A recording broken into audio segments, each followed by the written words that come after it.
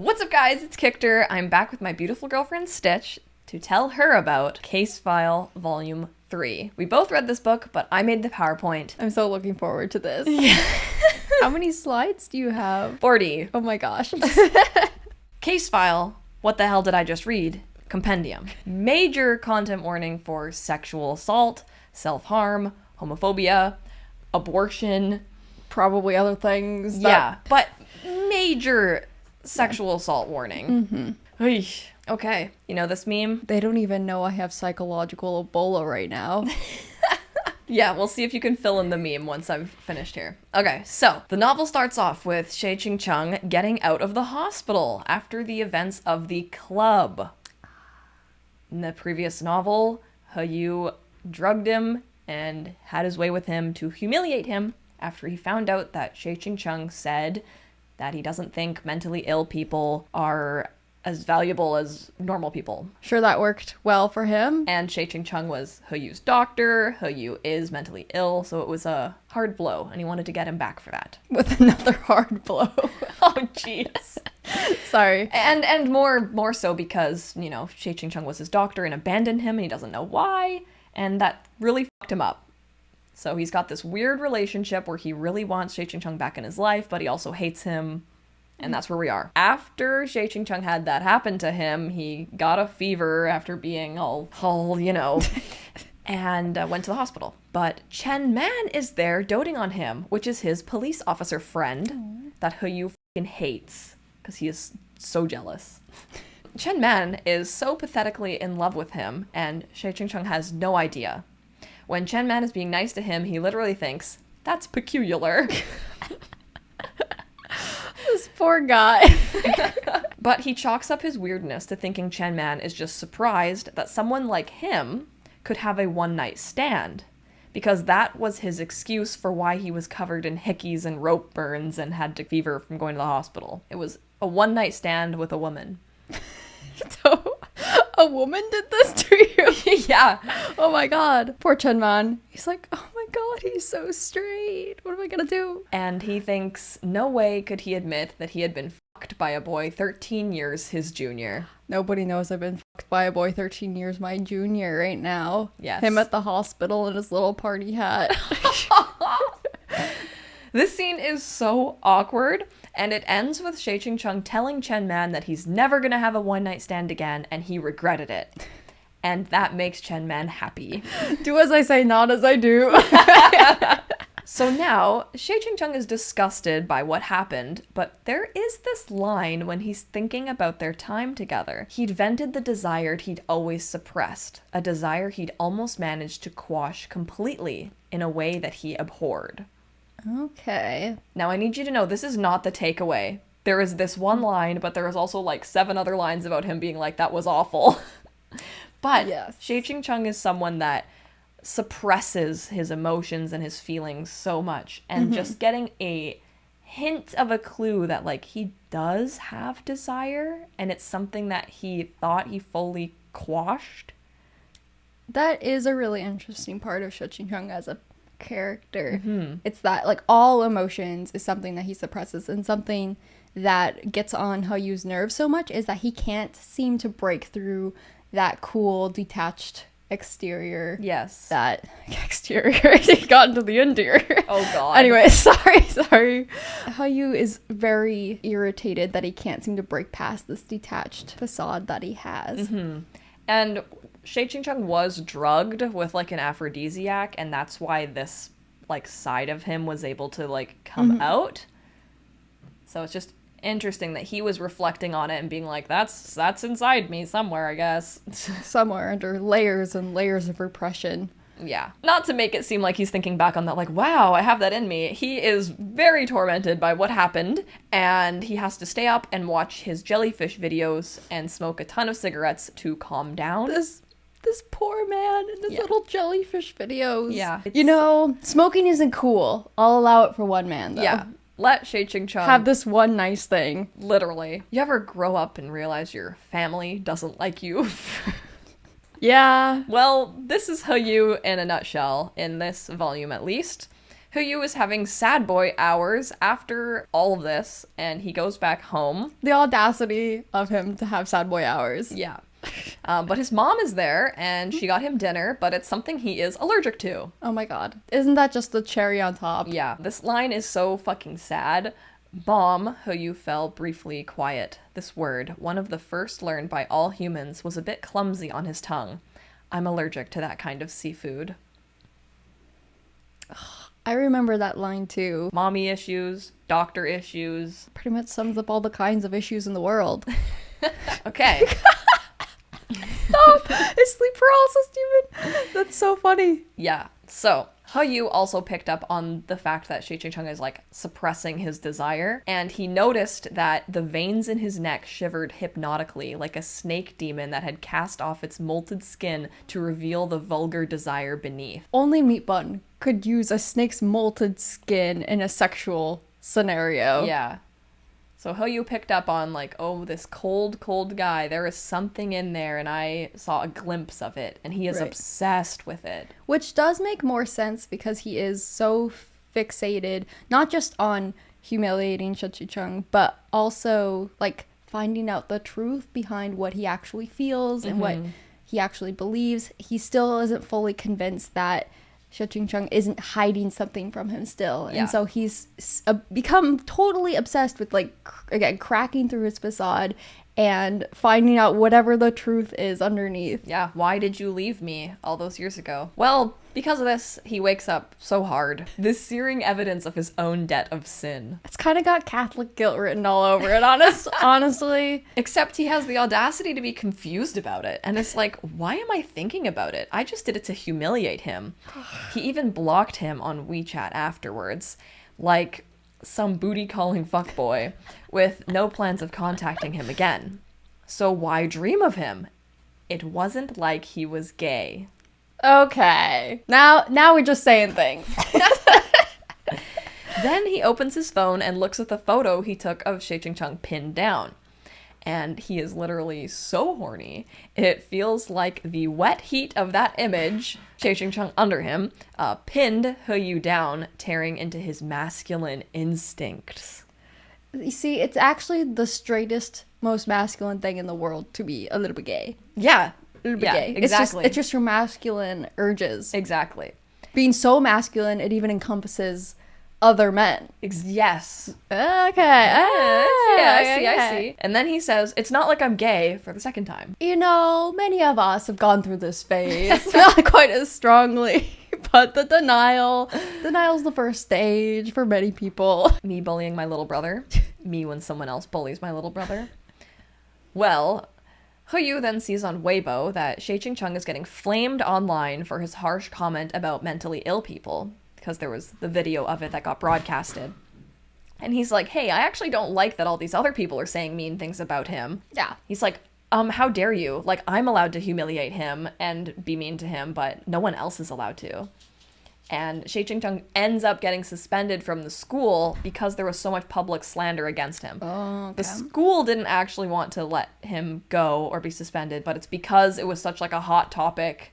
They were like, okay, we're going to suspend you for a little bit. Interesting. Also, I'm not sure if I have this in another slide, but like Yu puts on his like Edward hacking cap and like makes anybody who said mean things about Xie Qingcheng online like blocks their account and removes all those messages and stuff. To the point where people think it's like a conspiracy where like someone, maybe even Xie Qingcheng himself, is removing all of this stuff about him online. Yes. So they have not seen each other since the club. Well, get out of my way, next time I'll run you over. As Xie Qingcheng is leaving the school, he comes across Yu in the parking lot. He thinks the only reason he is not going to kill him is because Yu did take a bullet for him, and he has regard for Yu's father.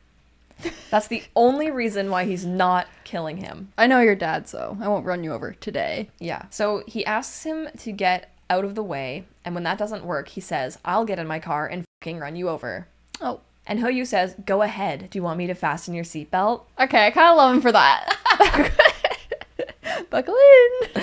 Then, seeing as Yu is not moving, Xie Qingcheng basically yells, if you're this mentally ill, go to a fucking doctor. Don't just walk around like a beast in human skin. He's like, I'm trying, but my personal care provider is acting difficult. And Yu comes right up to his ear and says, I don't have a doctor right now. I did have one in the past. I trusted him and he deceived me. Oh my god, he's so dramatic. I mean, valid, but still. And then to add to the fire, Yu says, also keep your voice down when you're talking to me. You're the one with the bad reputation right now. What will the public think? And pats his cheek. Xie Qingcheng must be repressing a lot because the fact that he hasn't run him over at this point is incredible. Yes, Xie Qingcheng is like, what the fuck do you want from me? And then we get a glimpse into Yu's mind. And it turns out that he has been obsessed with looking at those photos of Xie Qingcheng. Totally not gay, though. Not gay. He thinks once again, homosexuals are disgusting, and thinks his desire is all just wonky hormones tied up to Xie Qingcheng because he was a virgin and that was his first taste of sex.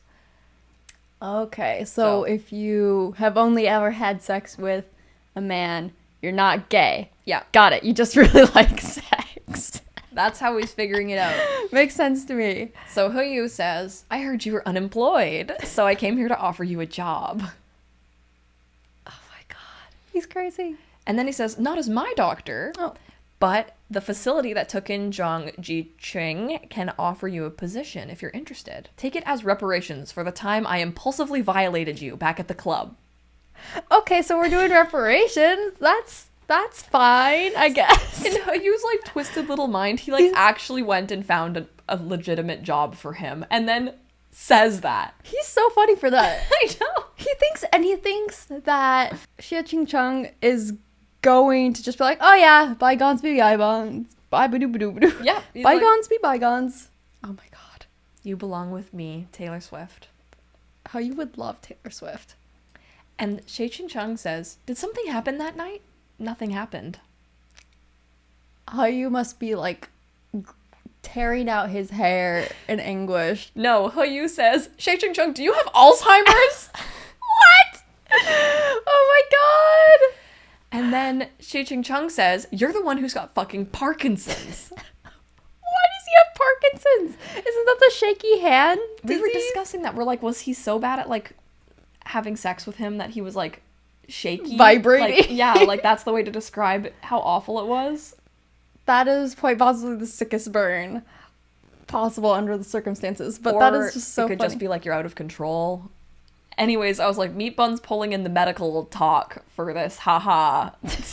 They're both so toxic individually that honestly this is probably the least toxic thing they could be doing with each other. Yeah. Yu then says, I've thought it over the past few days. If nothing else, I fucked you. Even though you were neither the first nor the best, I fucked you so many times that night, you more or less count as mine now.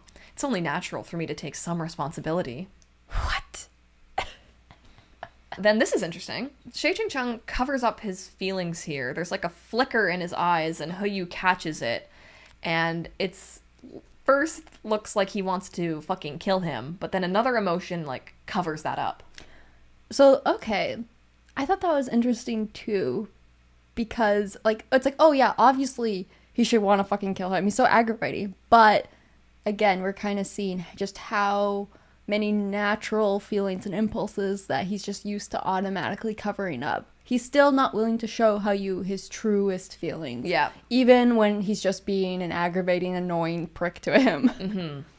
And also, like, yeah, Xie Qingcheng is cold and can hide his emotions, but he almost has this, like, inhuman ability to cover up his emotions. Mm-hmm. Like, it's almost imperceptible. That's how good he is at it. Right. So that's interesting. And that's, I think, what makes this post-Plum incident so interesting is that his whole, like, Yu's whole goal was to humiliate him, to overturn that power dynamic that he was so frustrated with and that distance between them he was so frustrated with, and to vent all of his emotions.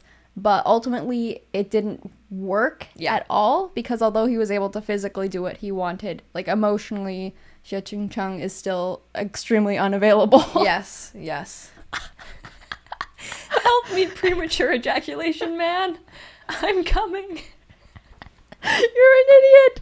You're an idiot for this. That's so funny. Hyu is definitely premature ejaculation, man. Yeah.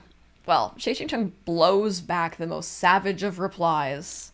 Don't make me laugh.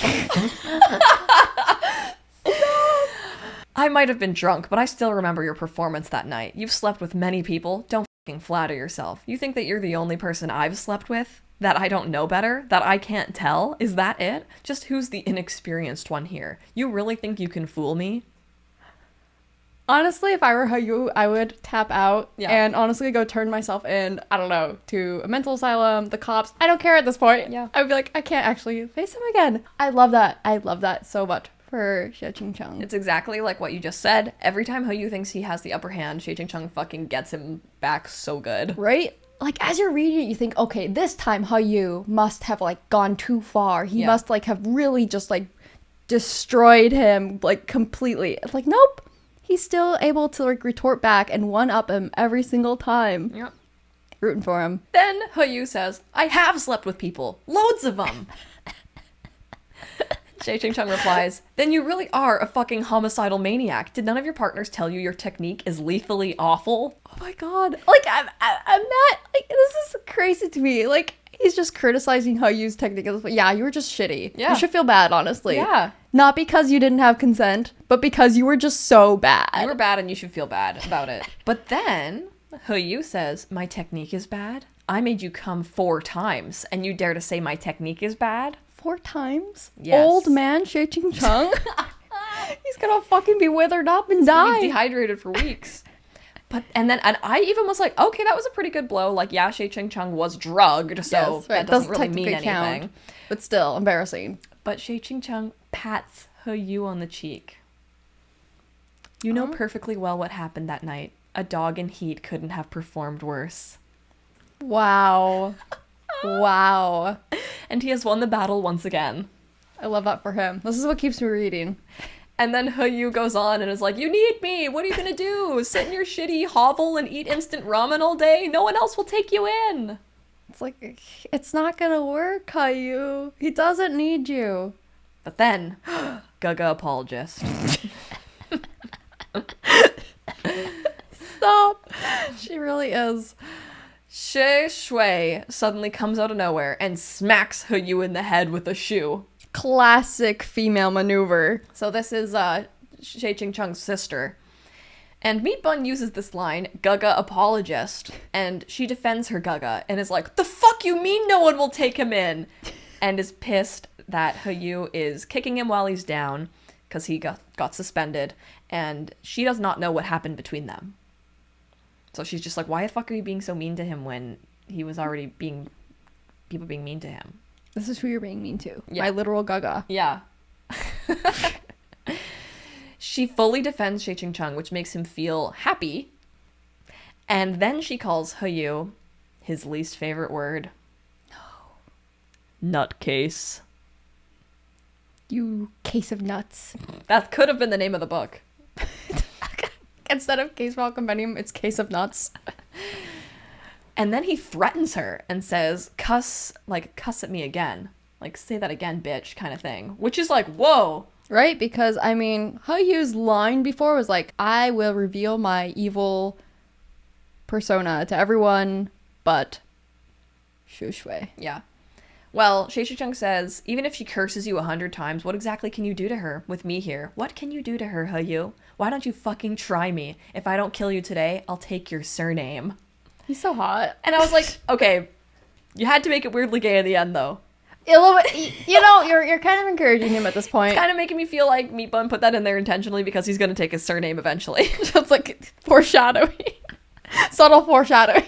Crash cuts to him in a wedding dress. Yeah, honestly. Oh my god. Oh my gosh. I know that's like a common expression, but still. Yeah. That's hilarious. It's like when there's already this weird gay tension between two people, maybe don't use that line. Right? But you don't know what he's been doing with your photos. Yeah. So, here we got... Instagram. It's not Instagram, it's like the Chinese Chinese Weibo or WeChat. Instagram. Hyu used to make private WeChat stories that only the Xie family could see and would write things like, I have a headache, knowing that Xie Qingcheng would reply, take your medicine.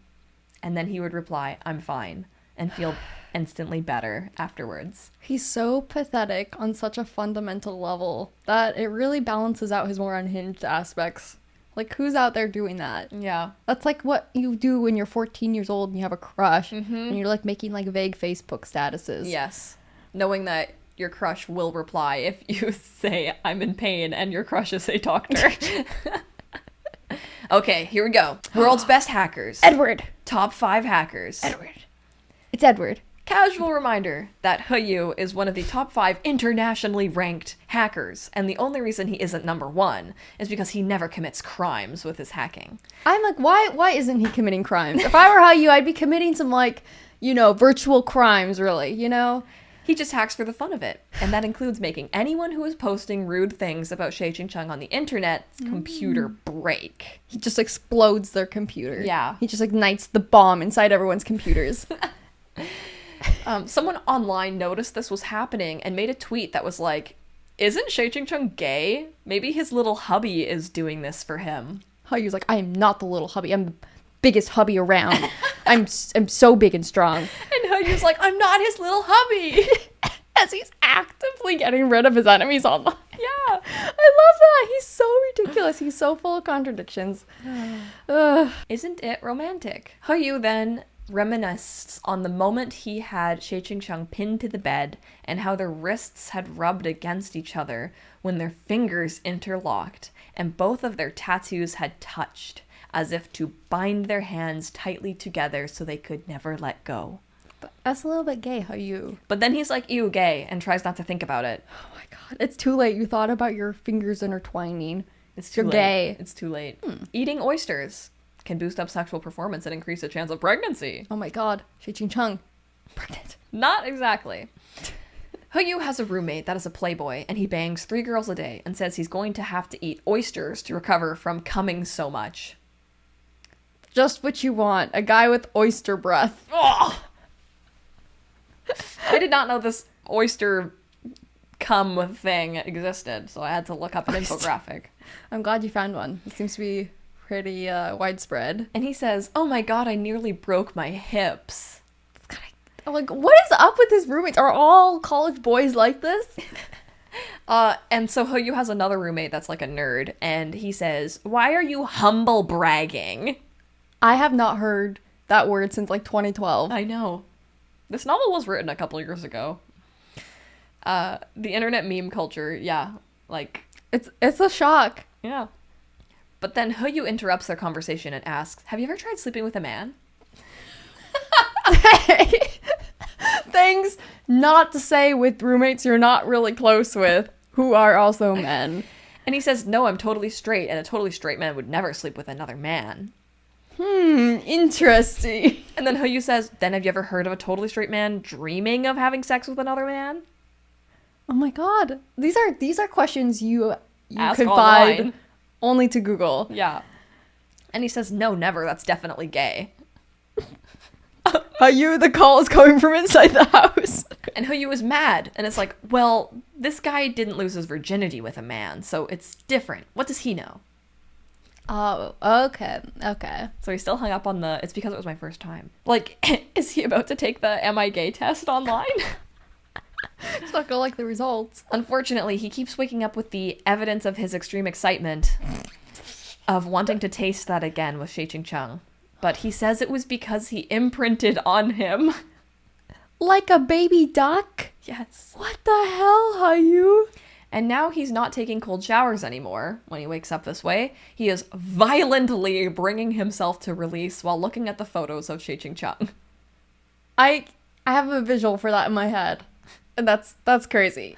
Just imagine like the blankets just like I'm sorry, like, and now that we know he has roommates, this is also crazier. Yeah. Like, what if you wake up in the night and you look over and your roommate is just going to town? What do you do? I don't know. So now he's trying to make himself straight. Okay. So he visits Pornhub to watch straight porn, but feels so unaffected by it, he drank coffee with an air of leisure while he watched their performances like some heartless film critic. This is taken from, of course, fangirls reading their smut on the bus and whatnot. Yes. And so he said while he knows, like, these women are beautiful and attractive, it's not doing anything for him. Look at strike 2, it's being not gay. Yeah. I'm not gay, but my penis is. A slight compromise. Hoyu is so frustrated, he decides he needs to see Xie Qingcheng in person again. What could go wrong? He finds out that Xie Qingcheng will be attending this special movie premiere being held at the university because Shi Shui is the one organizing it. So he ends up getting the seat right behind Xie Qingcheng. A complete coincidence, I'm sure. No, he social hacks his way in there. He finds out which seat Xie Qingcheng has and is like, I need the seat behind him. And because he's so handsome, they give him whatever he wants. Now, this scene is written so suspenseful because the seat in front of him remains empty until the lights go off, and Xie Qingcheng arrives late, but he's also not alone. He is with Chen Man. Oh my god. Yes. Oh my god. Aw, movie date. Aww. Hoyu fucking hates Chen Man, and it is so funny. He is like, that freaking cop must have deliberately booked time off of work to come here. There's no way he had a Friday afternoon off. He's like critiquing his schedule. Like, how fucking dare you be here on a Friday afternoon? Yeah. I could excuse this if it was like on a weekend, but this is just too much. Yep. Then we get this line. Even though he's like, I'm not gay, he will admit that he does at least have a very real possessiveness for Xie Qingcheng, and that he'd refuse other to touch something he'd already taken a bite out of. And I'm like, isn't that kind of like the more twisted Hua Chung quote? No one shall touch what I love except for me. Do you think I would so easily allow you to touch my heart's dearest treasure? It's like, oh my it's kind God. of gay to be very possessive about someone. It's a little bit gay. Yeah. Okay, and so we know Hoyu is crazy, and he's only watching Xie Qingcheng and not the movie. And he notices Xie Qingcheng frown, and it's because Hoyu is in the movie. And remember, he plays a fucking gay guy. Oh my god. This is like a nightmare. Xie Qingcheng closes his eyes so he doesn't watch the scene.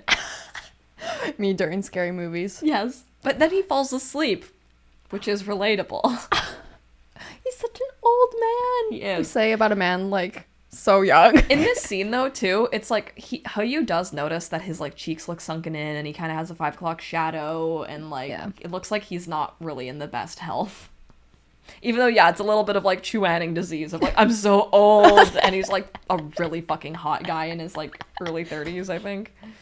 Yeah, basically. But then Chen Man notices Xie Qingcheng fall asleep, and he puts his jacket around him. Hoyu, you have to do something about this. And then he touches his hand. Is he fucking gay? Yeah. Like, right in front of Hoyu's straight salad? Would you like to read this out? Things Yes. Xie Qingcheng has been dealing with lately. So, Xie Qingcheng has been going through it on multiple levels. Yeah. He's seen a freshly unearthed trail of clues about his parents' murder cut off right before his eyes. He is dealing with the storm stirred up by the comment he made about doctors and mentally ill people. He had his private information leaked, paint splashed on his house, his neighbors implicated by association, and he was subjected to insane retribution by Hoyu just as he began to entertain the notion of treating him as a true confidant. And he's not being honest to anyone about how he's doing, so that's kind of a lot to keep pent up inside your exhausted old man yaoi body. Yes. Now, there is this line that is so fucking sad that says, Xie Qingcheng could barely even feel pain, but he was still made of flesh and blood, and if nothing else, he could get tired. If nothing else. The only emotion left in his body is exhaustion. Yeah. He's like, pain is nothing to me. Emotions are nothing to me. But my body is a human body, and it is tired. You know, so much of the narrative is very closely tied to Hoyu's perspective and, you know, his abnormalities and his differences compared to the rest of society, rest of humanity. That, you know, and he also, like, uplifts, like, Xie Qingcheng to such a high standard that we're not often thinking about how Xie Qingcheng isn't also a normal person either. Yeah. He's clearly not, you know, going to therapy. Yeah. So now, Chen Man is also not watching the movie, and he is watching Xie Qingcheng too. And Chen Man covers Xie Qingcheng's hand with his own, like he's fully holding his hand. Oh my god. And Heo thinks, how old is this guy? 20-something? Isn't it a bit too kinky to like someone Xie Qingcheng's age? The pot calling the kettle black? Heo is 19. And then, this shocked me, Chen Man starts leaning in to kiss Xie Qingcheng. It's bad enough he's got Heo after him. I know. Chen Man's sneaking in a little kiss. I also feel bad for Xie Qingcheng because he feels like he just genuinely has a nice friend. And, like, even his nice friend is coming on to him. He can't have anything nice. This is ridiculous. Not that Chen Man isn't pretty nice, but still. Yeah. But then, Heo throws his full fucking drink on Xie Qingcheng without hesitating. I kind of wish he had thrown it at Chen Man. I don't know why he went for Xie Qingcheng, but here we are. And here we are, for real. In the changing room. Yes, they get put in a very small changing room. And this is a big moment. This is a big moment. Oh boy, okay. Xie Qingcheng goes to a dressing room to dry himself off with a blow dryer. He did not recognize that it was Heo behind him. Heo was wearing a hat and a mask, I think, and all boys at school wear hats and masks, so he doesn't know. So he's using a blow dryer, which means he does not hear when Heo follows him inside the changing room. This is a horror movie. And Heo immediately shoves him against the mirror and is like, oh my god, you're wet, you're so wet, and is grabbing his waist and touching his hair, and Xie Qingcheng is slapping him away. And then Heo is like, Chen Man was going to kiss you. And he's like, there's no way Chen Man was going to kiss me. I think you're projecting. Yeah, Xie Qingcheng's like, you're the pervert, he's just my friend. And this was sad because I'm like, actually Chen Man is kind of pervy or whatever for doing that.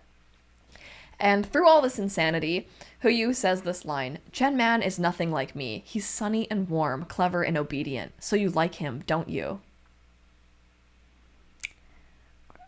Heo has issues. Yes. And he wants to be liked, it sounds like. You could see the twistedness in this and how everything Heo does is somehow tied to wanting to feel wanted. Yeah. And then they have this back and forth of like, why do you even care? And Heo shows him the photo he took of him and is like, do you remember who I am to you? Yeah, I'm telling a trusted adult. And says, will you finally acknowledge me now? Or he thinks that, like... Yeah. It's so funny because this is like so fucked up because like any normal person obviously is like acknowledge what? He's not going to like you more for what you did to him, but it's about getting his attention. Xie Qingcheng says, I've dealt with so much shit, but nothing like this, so I don't even know how to deal with it, so I'm just going to close my eyes. Oh, God. And Heo yanks his hair, which was unexpected, so Xie Qingcheng kind of, like, moans, like, Heo, which was not probably not the best move in this situation. And Heo says, moan some more, I like how it sounds. And Xie Qingcheng Get the spray bottle. hits him with the, are you gay? Are you fucking gay? And Heo says, no! And then he grabs his waist and nuzzles his neck and says, I'm so hot, I need you to cool me down. What about this? What about this is not gay? Heo, first of all. And then Heo starts chanting, jack me off, Xie Qingcheng, jack me off. Jack Ma? Sorry. In another Meat Bun novel. And Xie Qingcheng says, you think I'm running a massage parlor here? This is so fucked up on multiple levels, but at this point there's still a fair amount of comedy in this dynamic. Yes. It's one of those things we've kind of brought up before. It's like, you never really feel too scared for Xie Qingcheng because it's like, you know he can handle it. Yeah. Which is kind of fucked up. He's not going to be broken emotionally at all. He's not going to... You still feel like he has a degree of control at this point. Yeah. And that's kind of what we're seeing. So they start fighting, and Xie Qingcheng is actually punching him hard. He splits his lip and punches him hard enough to break Heo's ribs.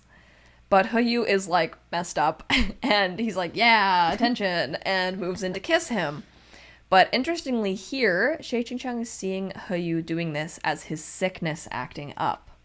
Right. He is not seeing the Heo that he knows. He knows that Heo is sick and is acting crazy because he's sick. That is interesting. Because Heo is not necessarily, like, distinguishing between the two. Yeah. He's clearly too deep in it to really be aware. And Yu says, here's what we're gonna do. You're gonna satisfy me sexually so that I don't kill myself, and maybe throughout all of this, your sexual frigidity will be cured. I really don't think that his frigidity is the problem here. I think he's doing just fine without you, boy. And then thinks, you didn't like banging your wife because she was old, but I'm young, so maybe it will be different for you. And then he says, if it doesn't work, I'll waive the fee. This is so funny! Why is he like this? And then we get this. Oh my god. Eesh. Is he biting him? Oh, he does everything. He does everything. Yu threatens Xie Qingcheng that he'll show Shuhui the photo he has of him if he doesn't seek pleasure with him. Oh, don't like blackmail. So Xie Qingcheng doesn't say anything and lets Yu take his pants off, and Yu is sad because Xie Qingcheng isn't turned on. Yeah, buddy, I think that you're gonna find that to be the case here. He's like, damn, I'm the more pathetic one. This sucks. Turns out you just want Xie Qingcheng to react to anything you do. Yeah, so he's like fondling him It's not all working. around there, and it's nothing. And both of us were just like, oh. It's so gross. Oh my god. So Xie Qingcheng says, whatever you want to do, just do it. Stop coming up with new ways to mess around. Like, even it gets to this point, and even then you see that in a way Xie Qingcheng still has like the upper hand of it, because he's not the same as Yu. Yu's the one who's like lost in this situation already. Yes. It's like, sure, I'm giving you what you want, but you're not winning. And then he calls him a nutcase, which is his trigger word, and Yu slaps him and makes him get on his knees and says, unzip me with your teeth. He's watched too many movies. And then Xie Qingcheng says, in your fucking dreams. Like, he's not cooperating. And Yu starts kissing his cheek in apology and trying to force him to get down, and Xie Qingcheng is too strong and is like, what are you doing? This is a fucking disaster. I'm embarrassed for everyone here.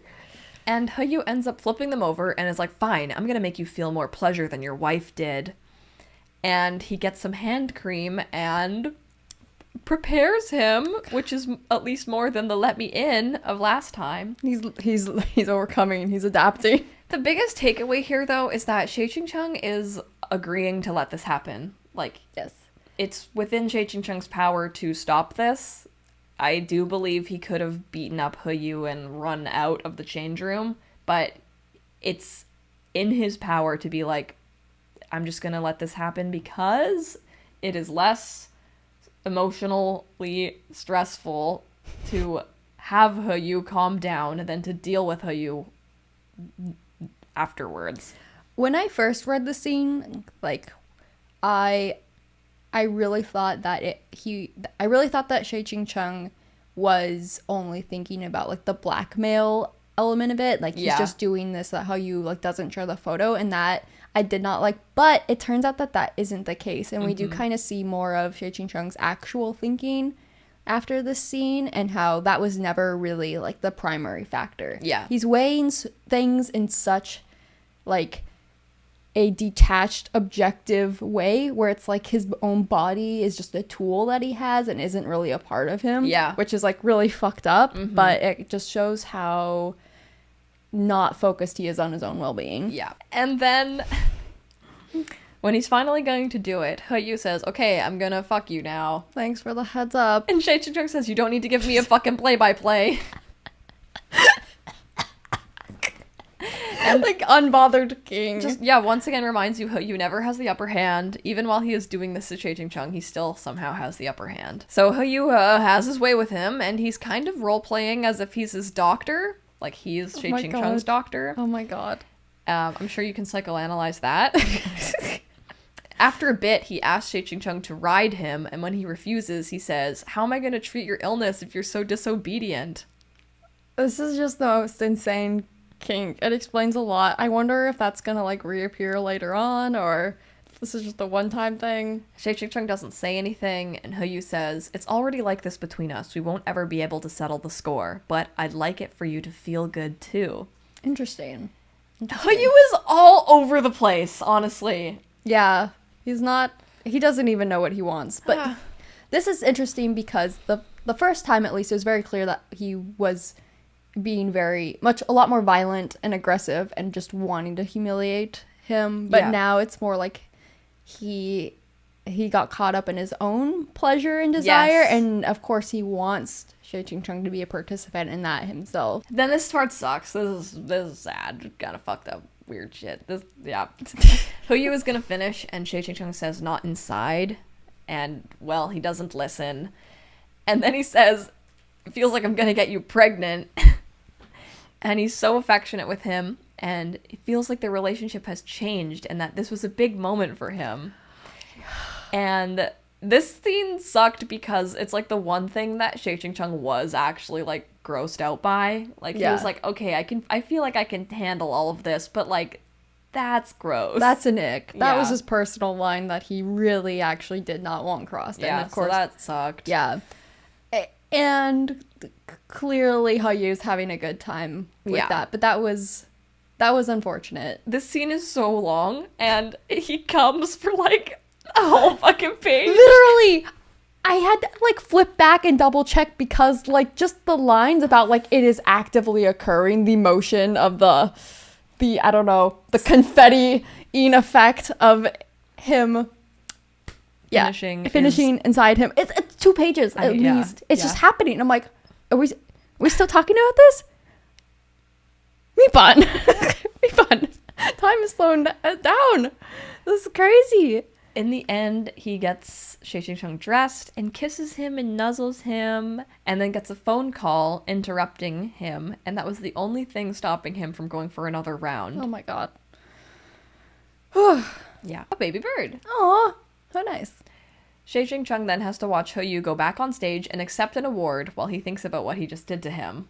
What's crazy to me is that Xie Qingcheng actually goes back and sits in a seat after that. Yeah. I would be like, I'm going home. I Yeah. need to lay down. And then we get Xie Qingcheng's thoughts, which are the reason he gave in to Huyu wasn't even the photo. It was because Huyu was too ill and too difficult to deal with. He had imprinted on him in a completely abnormal way, like a baby bird.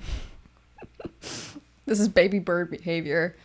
Xie Qingcheng is so focused on finding the reason for his parents' death that he is not willing to let anything else get in his way. And if that means pacifying Huyu by entering this kind of relationship with him won't waste his time, then he will do it. And that's when I realized, okay, so you're not a normal person at all. There's clearly something going on here where, again, nothing matters but solving the mystery behind your parents' deaths. Yeah. So it literally, like, if Huyu has to fuck me every now and then, if it means he'll stop annoying me and wasting my time, then fine. Right. So, like, at this point, suspension of, disbelief is completely set. I'm like, okay, they're doing their weird toxic thing here, and it is what it is. And yeah, oh my god. Xie Qingcheng does not see himself as a person. He sees himself as a machine, a blade, a shield, a scabbard, a bargaining chip that could be invested, an offering that could slake an evil dragon's thirst for blood. Someone who didn't see himself as a living person wouldn't take this kind of thing too seriously. Ouch. Oof.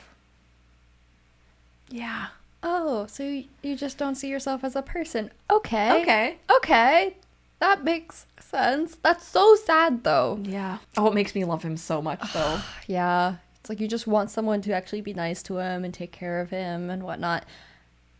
It's interesting because, like, they're starting to seem quite similar in some ways because Hayu also doesn't really see himself as a person. He's kind of he's tried very hard to be a person for so long, but now he's kind of fully developed into, I'm just a fucking weirdo. Yeah, he's like, I am a mentally ill person. Like, I am not like everybody else. I have been wearing a human skin.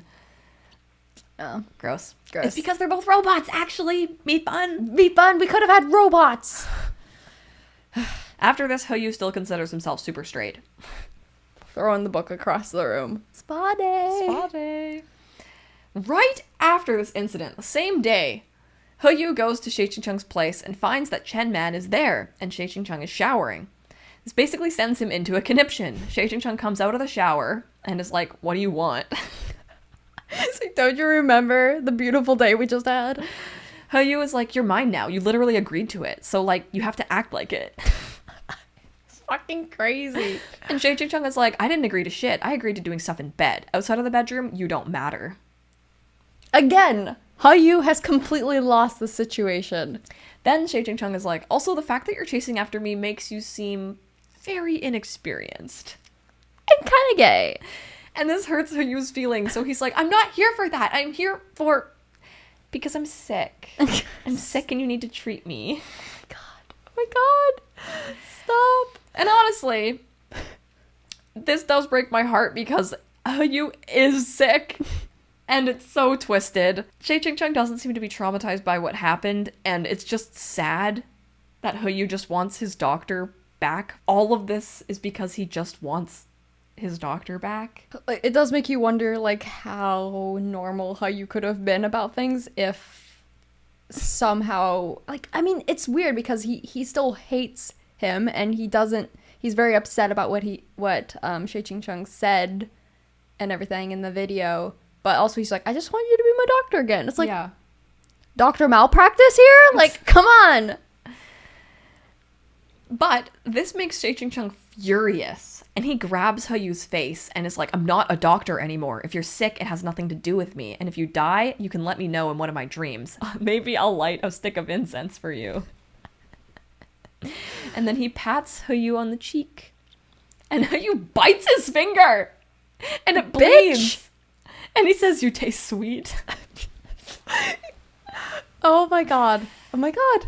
And Yu wants to do more. And Xie Qingcheng is like, no, I'm tired and I need to rest. It's like they should almost be in like a fantasy situation where like Xie Qingcheng is some sort of like damsel princess. Yeah. And he is an evil overlord. Unfortunately, I thought it was going to stop there. Oh. But Chen Man also was shooed off. I think Xie Qingcheng told him Yeah, I was to going to leave. say, he's not here there listening to that conversation. Yeah, there's a bit of a struggle at the door, and Yu's hand gets caught in the door.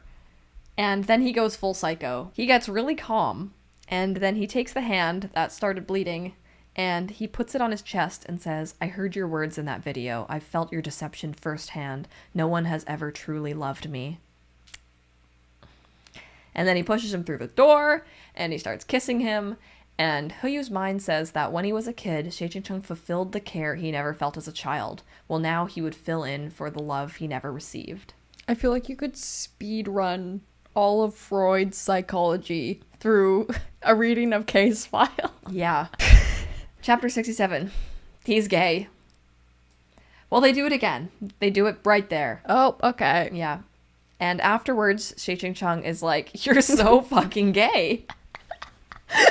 As he should say so. And this is like, they're like on the bed and Yu's like twirling his hair and is totally being like so lovey-dovey with him. This is so funny to me. And Yu says, no, you're the only exception. You're attractive. You are the only exception. So Xie Qingcheng is like, if I slice up my face, will this be over? Okay. And Yu says, you wouldn't do that. You value life too much. And Xie Qingcheng says, hate to break it to you, kid, but I don't value my own life at all. And it was like, oh, take a step back. He's like, that's not the burn you think it is. Just this, like, saying that at this time, with everything we've experienced together thus far, I'm just starting to feel all of his exhaustion. Yeah. I'm like, I'm tired of Yu's bullshit and the other bullshit too. I get it. But Yu twists that in a way where he says, am I that important to you that you would disfigure yourself for me? Aww. Oh my god. You would do that for me? And Xie Qingcheng says, that's true. Just how important are you to me, Yu? Zero important. And Yu feels sad because he doesn't call him Little Devil anymore. You don't get cute pet names when you are the devil. And then he has his way with him again. Okay, so so far we're on round 3 of the day. Yeah. And afterwards Yu asks him to make him fried rice. Literally throw him out the window. I do think it was because he saw a text that Chen Man sent him that was like, oh, we should get fried rice together. So it's like he's extra twisted. Literally just so annoying. But Xie Qingcheng is like he hates to put himself in the role of a woman, but like a man telling the woman that he just fucked to go like make him rice, like even he says like even the worst emperors like wouldn't do that. Yes, there's this line about like, you know, even a fucking concubine would be like pampered a little bit more than this. Yeah. After what I just went through, I'd get a little treat in ancient times. So he gets up and goes to make the rice, and Hyu the whole time, Hyu doesn't know how to cook, and he just starts saying shit just to say shit to try and get like a rise out of Xie Qingcheng, like, oh, like cut the onions differently, like, oh, you're doing this like wrong, and Xie Qingcheng's just not. And this is where we see his thought process behind, this is just the easiest, least exerting way to go about this. Yeah. Just simply will not give a shit. Yep. And then Hyu's like, let the porridge simmer for a while, and fucks him again. 4 times? While the porridge is simmering? Also, this line is insanely like poetic about like their hot hands on the cool window in the mist outside. It was like Meat Bun went ham on this part, and I was like, I don't find any of this like romantic at all. I don't think that was the point, but yeah. Oh Yeah. gosh. Anyways, after this, Hyu is only obsessed with getting Xie Qingcheng to add him back as a friend on WeChat. And Xie Qingcheng ends up getting his job back at the school. Yay! More opportunities for him to meet Hyu. Is that another movie date? Movie theaters are cursed now. Well, after a while, Hyu isn't satisfied with their purely physical relationship and basically threatens Xie Qingcheng to go to a movie with him. Oh my god. This is gay. They're going on a date. Meanwhile, in international waters, What's this? Has the plot returned to us? it's literally like a crash cut to this. Zhang Liping, who you may remember as the lady who works at the school in a red dress, Yes. is on this island talking to an old lady discussing the first emperor as a way to extend her life. And they basically say that if they can't find this first emperor, she'll need to have surgery. And that boy's corpse is still fresh. So I'm getting the impression that they are like implanting brains into fresh bodies or something like that. Okay. Like, Sounds like it would make more sense if there were robots involved. it does. But okay. Yeah, so there's like, they're doing brain transplants or something. Mm-hmm. It's not Weird. clear. It's Okay. very like, Very okay, vague. these evil people are having a conversation. Glad we know that's going on. Thank you, Meat Bun. Yeah. Immortality plot in modern Danmei? More likely than you think. Yeah. A cat with homophobia in its eyes. So Hyu and Xie Qingcheng are at a movie, and they're actually watching the movie, Okay. but it sucks. And there's a couple in front of them making out, and it is making Hyu annoyed until the screen gets bright and he can see it's actually a gay couple. A lie. And the gay couple gets up to leave because their kissing got too heated. Oh my god. And this disgusts Hyu, and the movie sucks, so he wants to leave too. So he's like, let's get up. And unfortunately, the lady next to them assumed that they were the gay couple that was making out. And she was pissed that her movie got interrupted. And she calls them disgusting homosexual freaks. And says, you gays should go to hell. Wow. How original. But then, Xie Qingcheng, homophobic man himself, says, watch your mouth! He's been through so much. And then she's like, why don't you wipe off your seats and not let innocent people catch AIDS? Jesus Christ. What is wrong with this woman? Like, Meat Bun honestly threw in every single homophobic slur possible in this scene. Right. It is long. It was a little upsetting to read. Yeah. Like, it's fine, but it's also like, oh my god, like this feels like, oh, this actually is the most likely thing to happen out of everything in this whole book. Ugh. And Hyu is being very calm and is like touching Xie Qingcheng's lower back, being like, let's just go. And he ends up putting his jacket over his head, and Xie Qingcheng's like, what the fuck? And Hyu's like, people are filming us. Like, he doesn't want him to be caught in another online debacle. That was very genteel of him, I must say. It was. So they go downstairs into a bar, and Xie Qingcheng is still pissed and is like, why the fuck did you even invite me here? Do you have no one else to hang out with? Yeah, I don't have anyone else to hang out with, honestly. And Hyu says, when I want to relax and talk to someone without a mask, you're the only person I can ask. Did you only just realize that? It's like the most normal thing he said this entire volume. Yeah. This Like, was okay, very yeah. normal of him. Yeah. You abandoned me. Make him feel bad. Make him feel bad. Yu then asked Xie Qingcheng why he abandoned him as his doctor. Good first date topics. And Xie Qingcheng says, I've already told you. But the reader finds out that if Yu knew the real reason that he resigned, hell would have frozen over. So there is a secret. I see what you say. Yes. And here we are reminded of the super sad fact that Yu offered to use his own allowance to keep Xie Qingcheng when he was a little kid. Oh my god. It's like, you can stay, I'll pay for you. Really, kid? He said, Get you better fucked. keep that for a slice of cake. So it turns out that what Xie Qingcheng had previously told Yu was that he was leaving because his contract was up. 7 years, and then you transition out, and it was normal. But Yu found out that wasn't the case, and it turns out that it was a 10-year contract that he ended early. So Yu is now demanding that Xie Qingcheng stays with him for 3 more years to fulfill the original contract. And Xie Qingcheng says, save your money for your future wife.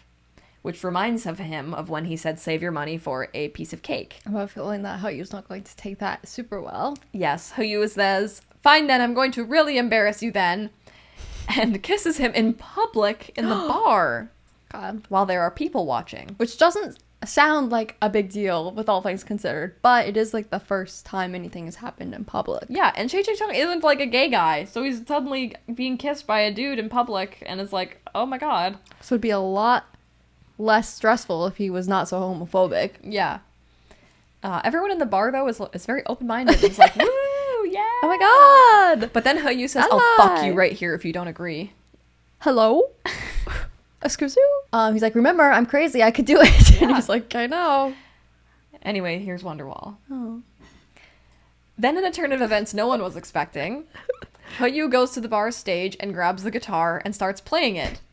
That honestly gave me so much whiplash.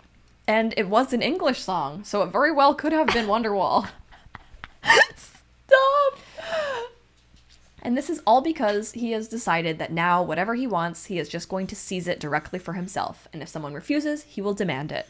Now that he didn't care about his image, he could obtain anything he wanted. He's like, I'll be gay in public. I'll be crazy. This is very interesting.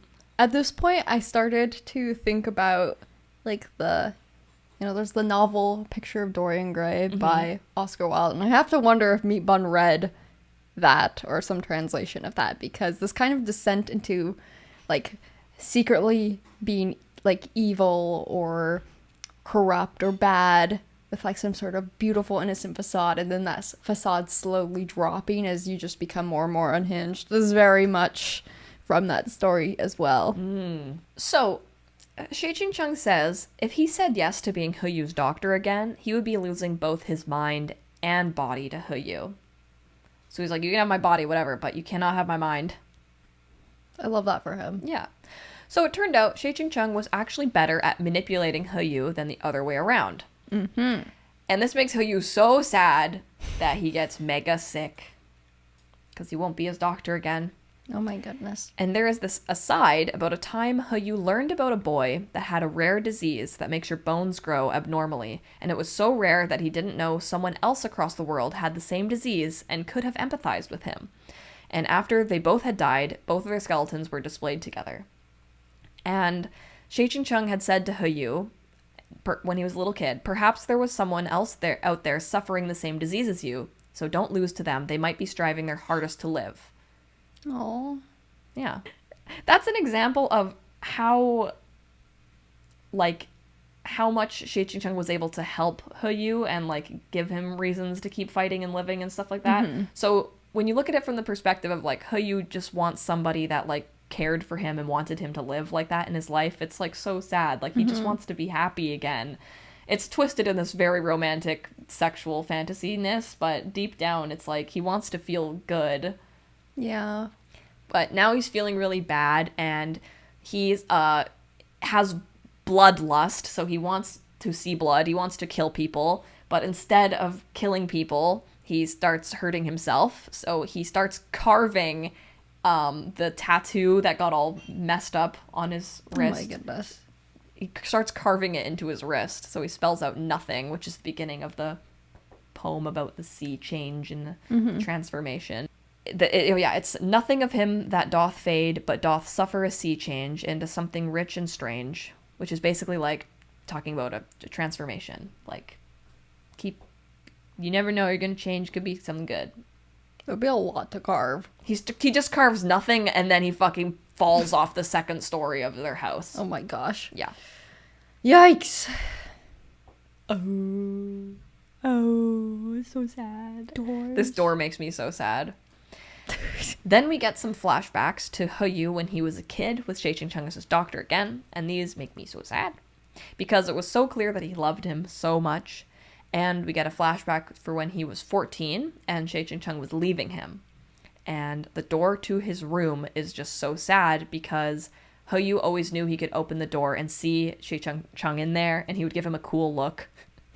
But it was like he knew he was there. And then at one point when he finally left him, he stood outside the door and he knew that when he opened that door, Xie Qingcheng would not be in there. Yeah. And his parents were so absent. They weren't physically there. They weren't emotionally there.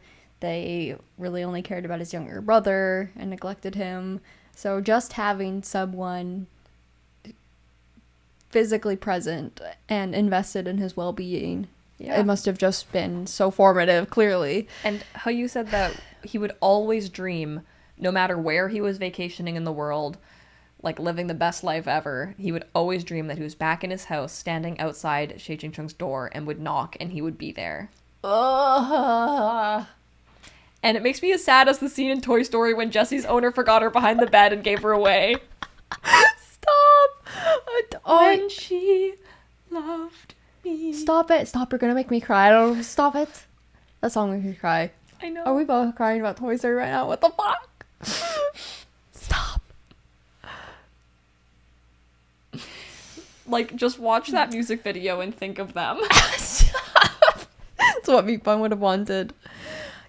Meatbun does such a good job of bringing you back to how, obviously Yu wasn't always so fucked up, and how, he had multiple chances for things to go better, for things to go right, and things just got all twisted and jumbled along the way. But there is still goodness in him, or there is still this part of him that wants to be saved, wants to be healed. Yeah. So, of course, you can't help but want to see how that story unfolds. Now, what's this? Is that Yellowstone? It sure is! Did you know that Yu has been to your hometown of Montana? What the hell? Are you serious? Yeah. Yu wakes up in the hospital and his mom and dad are there, and Yu is mean to his mom because their whole dynamic is super weird, and his dad fucking slaps him. After he falls off the goddamn roof. Yeah. But then his dad feels bad and says, "Do you remember that photo you used to have of us at Yellowstone?" And Yu is like, "Yeah, I threw that picture out 10 years ago." I've been to Yellowstone. I've been where Yu once stood as a child. Oh my god. And then his dad says, "Your mom doesn't hate you, she hates her past." And he says there is a big secret that they have been keeping from him. And this is crazy, okay? This is crazy. He's like, "You may be wondering why your mom is such an ugly bitch these days."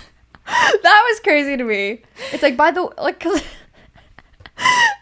up till now, I feel like every time it like cuts to Yu's mom, it's like, she's ugly. She's so fucking ugly. I'm like, Meatbun, calm down. I know. But turns out she was ugly for the plot, and it wasn't just Yes. like Meatbun being like weirdly sexist. Yeah.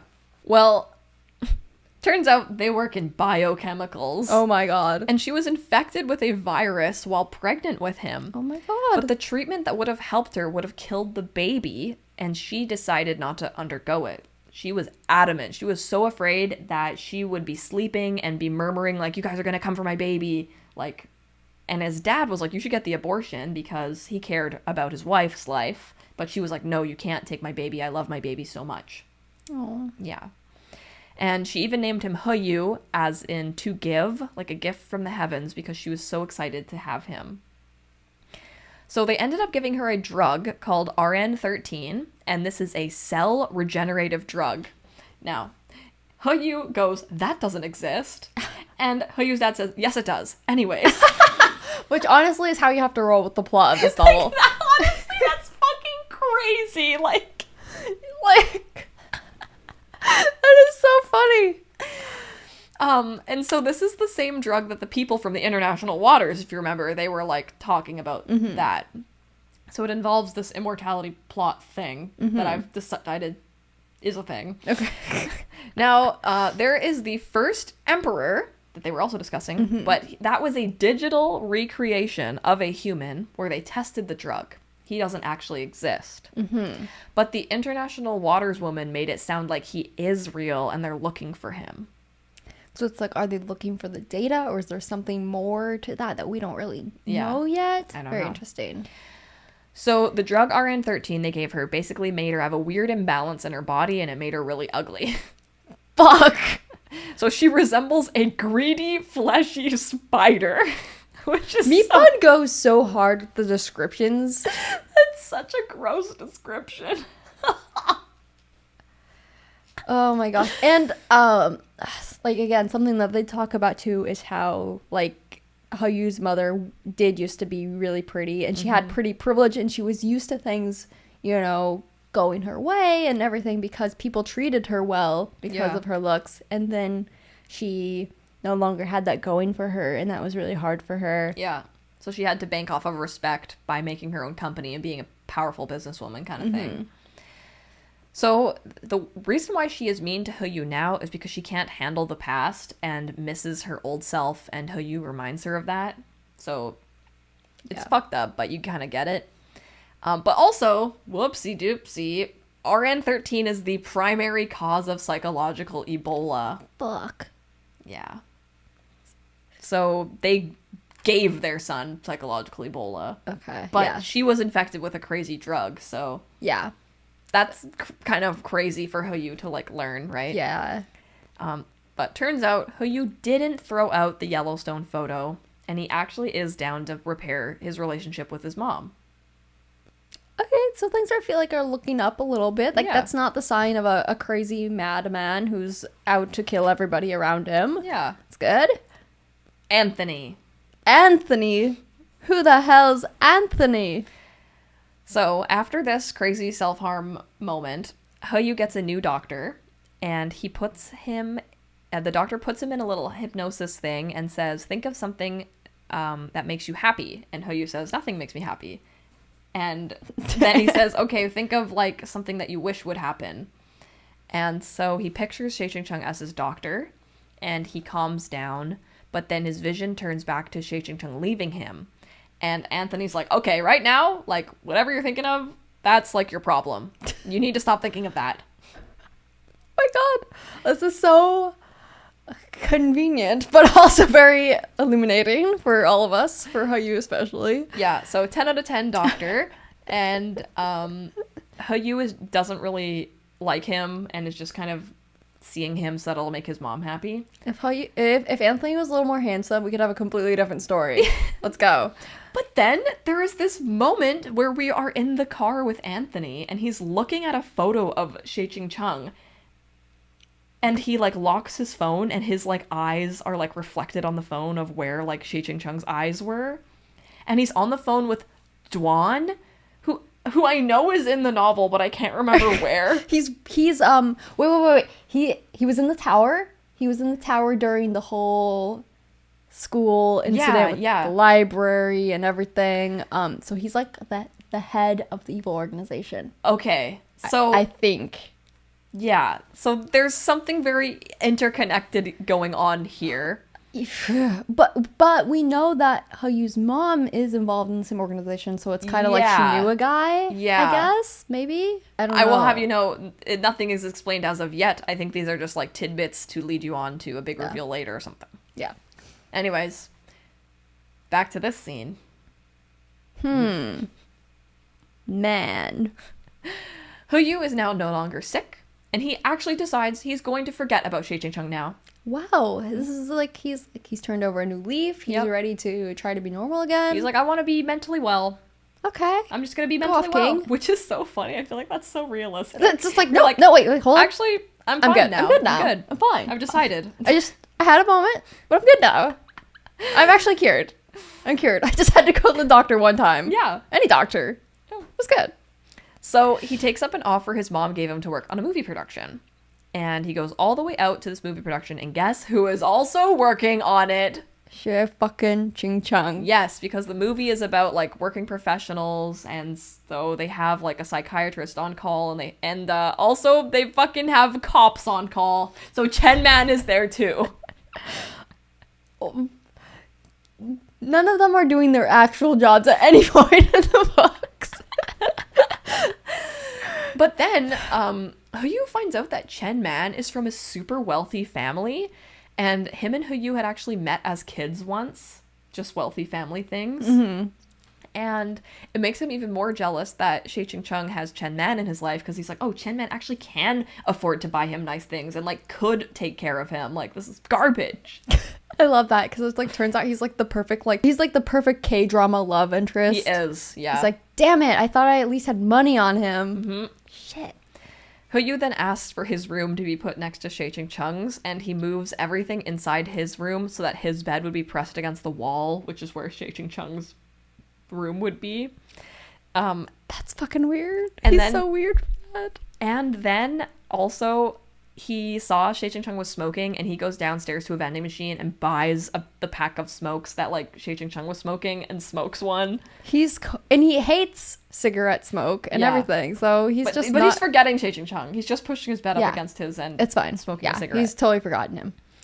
But then dead body reported. That escalated quickly. As some girls suddenly discover a dead body in the hallway. But it turns out it was actually just a prop. Yeah. Okay, well, surely there won't be any real dead bodies. But then, neither of them noticed that a figure stood in the shadows of the stairway behind the glass cabinet. Hidden in the darkness was a frightful-looking man wearing a black raincoat and boots, holding a knife that concealed beneath the raincoat. And he's on the phone talking about how his target just got switched to someone else. Oh my god. Murderers are on the loose. Yeah, so, like, there's an actual murder plot going on now. And from a movie. Yeah. Okay. Also, Yu finds out that Xie Qingcheng's bed is actually not against the wall that he assumed it would be, and it is Chen Man's bed. And so then he, like, throws his bed across the room. Oh, gosh. So, on this movie production, everyone in China is here. Because the head of the hospital that treated Xie Qingcheng after the Plum 59 incident is there, and he is also Yu's distant cousin. What? Yeah. Okay. And so Yu asks him about Xie Qingcheng, and he's like, oh, he's definitely a guy with a big secret. Is there no such thing as patient confidentiality anymore? And Yu's like, okay. And the reader is like, okay, there's a big secret for sure. Okay, I like secrets. Anyways, Yu ends up getting offered a small role in the movie, and the role involves a sex scene. And it must be overseen by the psychiatrist on call, Xie Qingcheng. So he gets to talk to the psychiatrist before the sex scene, and he gets put in a tent alone with Xie Qingcheng, and says, so how should I act out this mentally deranged person's sex scene? Yeah, because it's like some sort of like crime boss who's like having an affair with this woman. Yeah. And he ends up kind of like, the situation is like, he's like, gets all aggressive with her. And then he tries to kiss Xie Qingcheng. I just imagine like a comedic flying smooch, and he just like steps to the side and he falls flat on his face. And then, well, yeah, Xie Qingcheng stops him, but then he takes Xie Qingcheng's cigarette that he was actively smoking and puts it in his mouth and like runs his tongue all over it. Ugh. And then he says, I'm going to be picturing you during my sex scene. Please remain professional during the sex scene, I beg of you. And he ends up doing the sex scene with the actress, but he starts like manipulating the script and like changing the lines a little bit. And he keeps going back and being like, oh, Xie Qingcheng, did you like watch this take? And he's like, no, I didn't watch it. And then he's like staring into the camera, and he comes back and is like, did you watch this take? I need some like pointers. And Xie Qingcheng's like, you know what to do, so I don't need to watch it. And then Yu changes the script so much so that he starts saying the words he said to him when he like first him in the club. Oh my god. So Yu says, from now on, just loathe me, despise me, and hate me. Xie Qingcheng just like freezes because that's exactly what he said to him. And Xie Qingcheng finds this very fucked up. He's like, that was personal. That was private. Yeah, like he is actually disturbed Yeah. that Heo is like airing this publicly, even though nobody would know. Right. It's so interesting because, I don't know, in my perspective as a reader, I'm like, nobody's gonna know. How would they know? Yeah. Like, for what reason would you logically be upset by this? You know? But the fact that Xie Qingcheng does get really disturbed and upset, I thought was really surprising. Yeah. And it's nice because, what's nice, is like, you just see like an opening where like, okay, like he is reacting to something. Yeah. There is room for them to navigate or confront these issues between them. Yeah. Because he actually is giving Heo something to work with in a way. Oh, kissing in the rain. Oh. So Xie Qingcheng fucking leaves the set, and Heo hops in a car with a driver and is like, follow that man. And he chases after him, and he speeds by a puddle and soaks Xie Qingcheng. Oh my god, this man is a breath away from catching a cold that will lead to his death. Leave him alone. And Heo gets off on the fact that Xie Qingcheng seems angry and thinks the only way to force that lofty gaze was through cruelty and humiliation. So He's got a point there. So he stops and says, get in the car. And Xie Qingcheng says, fuck off. And so he offers him an umbrella and says, well, at least take this. And he holds the umbrella so that the driver can't see them. And then he kisses Xie Qingcheng. Oh my god. And Xie Qingcheng tells him he's sick in the heart, seeking his own destruction, and that the time spent with him as a kid was wasted. Oof. That now there is a lot of emotion that he usually would repress. Yes. But Heo thinks about how the kiss was purely physical in an impulse, and it was not because he had any sort of goal in mind. So that was the first time Heo just, like, kissed him because, like, he wanted to. Like, he felt it. Mm-hmm. It wasn't because, like, oh, I'm going to humiliate you in front of this bus driver. It's like he literally hid their faces and kissed him. Mm-hmm. It's a little bit gay. It's a little bit gay. But he's really trying to tell himself that there was no love in that action. Interesting. They're having two completely different experiences here, clearly. Yeah. Oh, is this Chen Man? No, it's not. The next day, Heo finds out that Xie Qingcheng had been cast as a police officer. He's just doing so much shit on the set. And Xie Qingcheng wanted to be a cop when he was a kid because his parents were cops before they died as cops. Oh. But it's really cute because Xie Qingcheng wanted to put on the cop uniform. And, like, this is something, like, he would never let on to anyone, but secretly he must be, like, quite happy to have this moment. Exactly. One of his few joys left in life. Don't worry, Heo ruins it. Seeing him in this outfit puts Heo on fire. He has every kink in the book. Now this is crazy. Oh my god. Heo notices a woman in the crowd of extras, and he recognizes her. And she was the woman that got into the dispute with Xie Qingcheng, where he said that famous line that he doesn't think mentally ill people are valuable or whatever. And he asks this woman out to coffee and is like, are you, like, an actor? And she's like, yeah. And he's like, do you know Xie Qingcheng? And she's like, well, yeah, that, like, incident happened to me. And he's like, did he fucking pay you? And it turns out, yes, she was a paid actress. Oh my god. For this thing to happen so that Xie Qingcheng would say that he doesn't, like, respect mentally ill people. This has me baffled because I'm like, for what would he possibly benefit from? I know. And this is, like, what sparked this whole crazy thing in their relationship. Like, and he is, like, taking this to his grave actively. Like, everyone he knows is a little bit disappointed in him and finding it hard to believe. And he is not letting on that he engineered that whole situation to begin with. How you must be feeling a little bit validated because he was mega suspicious from the start. So he finds Xie Qingcheng and shoves him into a room and bites his neck. Hold up. Okay, continue. But they end up kissing so hard, the hardest ever, that a lot of Heo's blood ends up in Xie Qingcheng's mouth and he swallows it. They're going to get some sort of disease from this eventually. Psychological Ebola disease. this is where Xie Qingcheng starts actually beating the shit out of him, because he can see that He Yu is like crazy right now, and He Yu's like, you're a liar, you're a liar. And then He Yu says, I wish you'd tell the truth. And that sounded like a command, and Xie Qingcheng's body like sways and his face blanches, and he answers and says like, which he's like never done before. And I'm like, remember He Yu has that blood command thing? Yes, but that only works on mentally ill people. And so Xie Qingcheng starts trembling, and he's like coughing like crazy, like he's trying to like hold back. You should try this drink. What the fuck is this? Shut up. Okay. Then we get a flashback to a time where He Yu told another mentally ill guy that he was having a fit in the hospital. He was like laughing like crazy, and He Yu yelled at him, shut up. And the guy shut up. And he hadn't touched his blood or anything. But He Yu was like, how far can I test this power of mine? Did I really get him to shut up? He then says, you should kill yourself.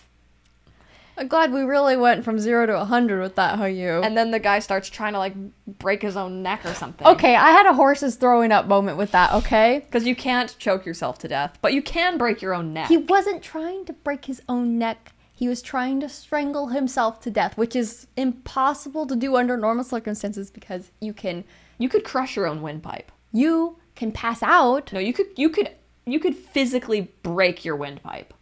Okay, so maybe if he has some sort of supernatural strength. Well, he was pretty strong, I think. Okay. Are you really... You can't hold your breath and kill yourself that way. You cannot asphyxiate yourself through your but own bodily means.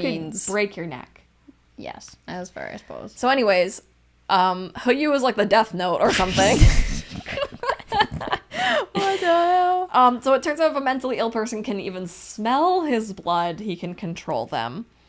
And so he's looking at Xie Qingcheng now and is like, oh my god, you are exhibiting the signs of a mentally ill person that is smelling my blood, and I can control you. And Xie Qingcheng is like, now, I just swallowed a shit ton of your blood. Even if I had the smallest mental problem, you'd be able to control me right now. And he's like, in this economy, who isn't a little bit mentally ill? Yeah. Right? Who isn't a little bit stressed out? But He Yu is like, is it true? Are you the same as me? Are you mentally ill too? And Xie Qingcheng's like, no, it's just nothing out of the ordinary ill. He's like, everyone's a little bit mentally ill. Yeah, and He Yu's like, liars! And he goes to grab his belt buckle, and this is a sad line. Xie Qingcheng stops him with like so much power, and it's as if Xie Qingcheng thought being humiliated in a police uniform would be too much. Oh, yeah. Yeah. You know, he cares so very little, but then he actually does care a lot. Where he does draw the lines, it's actually, you can tell there are many things in his life that he does care about. Yeah. But He Yu then gets a phone call, and his mom and brother are here. Yay, a little visit. So he's like, I'm gonna find you in your bedroom later, and leaves. Just like, no, you fucking aren't. Moving out. Turns out He Yu's little brother is a dick, and is like, Mom, I don't like it when you're nice to him. And she's like, shh, it's okay, you're the one I love the most. They're fucked up. They're so mean that, honestly, you start to feel bad for He Yu almost instantly, and you're like, how is this possible? There's been a murder in Savannah. After his meeting with his mom and brother, he goes out and hacks into Xie Qingcheng's phone to find out where he is. And he's out with some of the other production assistants looking over props, so he chases after him. And they're in this underground laboratory set, and there's no cell service here. And this guy, like, comes out and is carrying this big chest, and he's like, oh yeah, no cell service here, it sucks. And they're like, okay, see ya. And then, while they're in the set, they find a real dead body in the specimen tank. Oh. And it was He Yi, who is... the guy with the Hello Kitty tattoo. Yes, which I did not bring up earlier. But he's just like a producer. He's like a famous guy, but he's a producer. Yeah. And I didn't mention it earlier, but something. When I mentioned earlier that everyone in China was on this film set, there was a guy with Hello Kitty tattoos that's a movie producer. And this is who is dead. That makes the reveal slightly less shocking. Well, it's like, it's Just not kidding. even a reveal. No. It's like, okay, this guy we didn't even care about. Someone's a murder. It's like, there was Yeah. a murder here. Yeah, Okay, there was that's no crazy. scenes with him, honestly. And then, water suddenly starts rushing into the room, flooding it extremely quickly. Why? And it's revealed that they actually passed the murderer when they were entering, and he had the 2 production assistants they were with dead in the chest that he was pulling out. Are they all the way dead yet? I was hoping that they were mostly dead. They're dead. And he is also a known serial murderer, and his thing is wearing a raincoat. And, like, the raincoat was just around the corner. And I kind of like that his thing is lame. Yeah. It's like he ran out of things that were cool. Like they were already raincoat. taken. He's the Yeah. raincoat guy. So that's crazy. Yeah. So the water is rising more and more, and there is no cell service. So Xie Qingcheng starts watching his jellyfish videos to calm down. And somehow, while treading water, and Xie Qingcheng is on his back, Yu kisses him. Okay, sure. And he promises that if they make it out of here alive, he's gonna get a hotel and Xie Qingcheng all day in it. Just stops treading water. Like, I guess I'll just die. But then Yu says, do you know that to you those words were just a handful of trivial lies, but for the last 10 years they were all I could rely on? I guess we're being vulnerable now that we're seconds away from death. Yeah. And Xie Qingcheng says there is one thing that he wants to apologize for 5 years ago, like leaving him. Aww. And Yu feels some sort of peace with that, but is more focused on the fact that they're actually going to die, and like apologies don't really matter right now. I like that this is kind of what it takes for them to actually talk to each other like normal people. An actual death experience, like they are actually going to die. Then Yu puts on a song. Like, what? And he puts on My Heart Will Go On from the Titanic. To really set the mood to their slow and terrible death. And then he starts reciting lines from the Titanic that he liked. You jump, I jump. You're gonna get out of here. You're gonna go. Not here. Not this night. Not like this. Okay.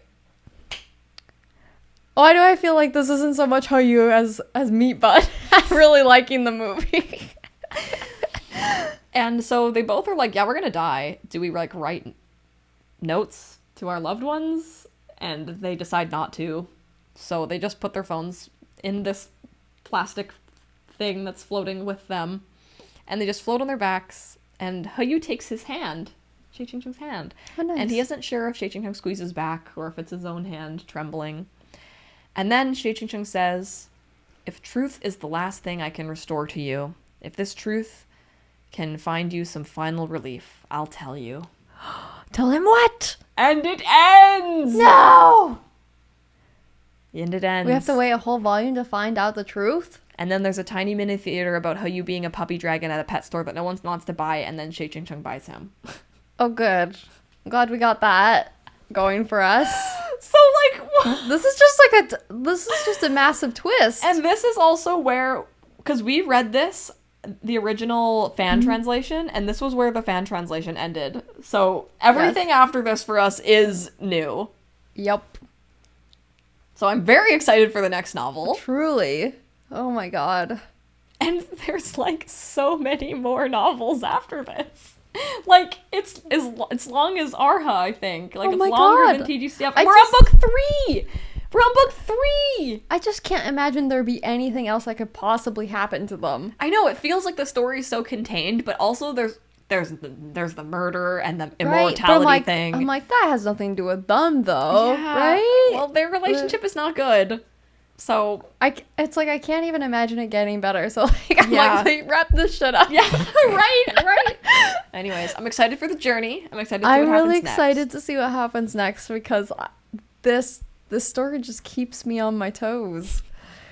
Well, if you would like to order this volume or pre-order the next volume, I'll have the links down below. And if you'd like to hang out with Stitch and I and talk about Danmei, every Friday at 7 p.m. PST, we do our Danmei game nights where we hang out and we chat and we end up playing games that have Danmei themes. And it's a ton of fun and it's the best way to help support my channel because this is what we do full time. So thank you guys so much for watching and I hope these guys figure it out.